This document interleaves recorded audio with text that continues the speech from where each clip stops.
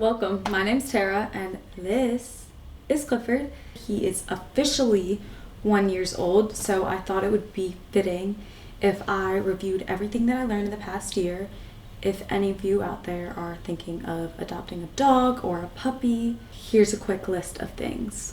So grab some tea and let's get started. So I got Clifford back in March of this year, and I would say I definitely rushed into the process, but I rushed into the process because I realized that I was ready to get a dog. I'm a person who I've always loved dogs and been obsessed with dogs my entire life. I had a dog growing up. Her name was Coco. She was a crazy Labradoodle. But I've always been dog obsessed, so I knew that I would eventually get a dog in my adult life. I just didn't know when. About when you bring a dog home. Okay, let's go through our first section before bringing a puppy home. So, one of the first things that I did before bringing a puppy home was getting allergy shots, and this is just a me thing because I'm allergic to everything under the sun, and I needed to make sure I wasn't allergic to whatever dog I brought home because I knew I wanted to rescue a dog. So that was first up. The next step I kind of took was making sure that you are getting a dog that really fits your lifestyle, whether that's you're a more lazy person, you go to the gym a lot, you go do a lot of outside walks, like whatever it is. But I will say that with a little caveat, I am a pretty active person. Like I go on a lot of runs, I lift a lot. But in saying that, I knew I wanted a dog who maybe could go on a run or two with me during the week and was down for longer walks, but I just wanted like a lazy guy at the end of the day. Like I didn't want a high energy dog that I would have to work 24/7. Like when I have a lazy day, it's a real lazy day. Okay, once you've kind of figured out what kind of dog you want, whether that's like relaxed, high drive, whatever it is, now let's actually prep for bringing your puppy into the house or for your new dog into the house. If you are bringing a puppy home, just store, put it in the garage, whatever it is. Get rid of all of your carpets in the house. That dog is going to find your carpet, whether it's bath mats. My dog personally loved to pee on bath mats when he was a puppy, and I wish someone would have told me to just pick them up and store them for a couple months until he's potty trained.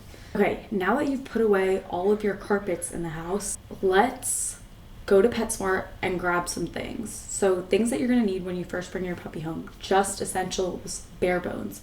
A collar, a leash, and a harness if you want to go the harness route. I would not recommend a harness.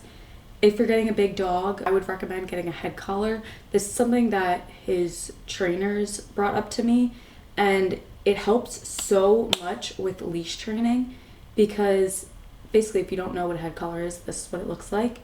And it basically wraps around the dog's snout, and then the leash attaches to the end of that. So whenever you're leash training with him, instead of choking your dog out around its neck, you're redirecting its snout and then automatically redirecting the attention back onto you, which I just found it to be really helpful. I know a lot of people with bigger dogs find it really helpful for just controlling your dog when they're first learning like what's going on. So bare bones, I would say obviously poop bags. A crate is a huge one. Make sure you have a crate before your dog comes into your house. Puppy pads.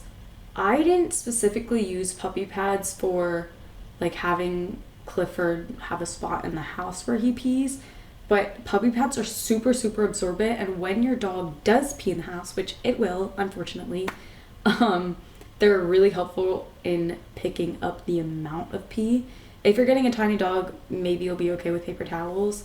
This dog peed gallons of water onto my floor. So, puppy pads are really helpful. They're super absorbent. They'll pick up a mess in 2 seconds and save you a lot of money on paper towels. And last but not least, just basic cleaning supplies. I would, if you are going to have carpets around, definitely get a deodorizer. If you are getting a dog that's shedding, make sure you got a really good vacuum on hand because this guy sheds a lot and I'm vacuuming every single day. So, something to think about.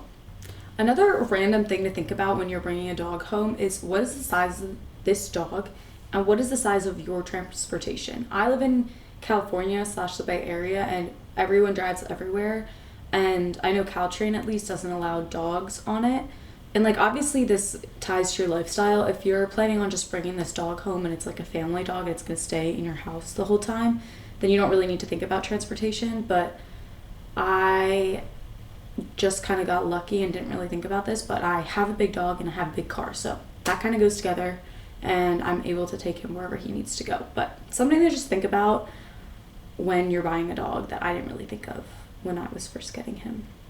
Okay, number 2, let's talk about the adoption process.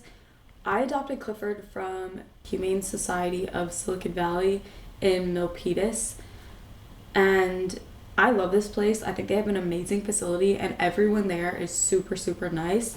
So I would totally recommend, if you're in the Bay Area, to adopt your dog or cat or bunny or whatever else they have there from there. I just found the people there to be super, super helpful in the entire process, and also just super knowledgeable. There was a lot of times when adopting Clifford that I felt like I didn't have anywhere to go to or anyone to go to for advice. So I would literally call them up and they would answer my questions, which is amazing. And having that support, especially if you're a single parent, is something you're going to want when adopting a dog.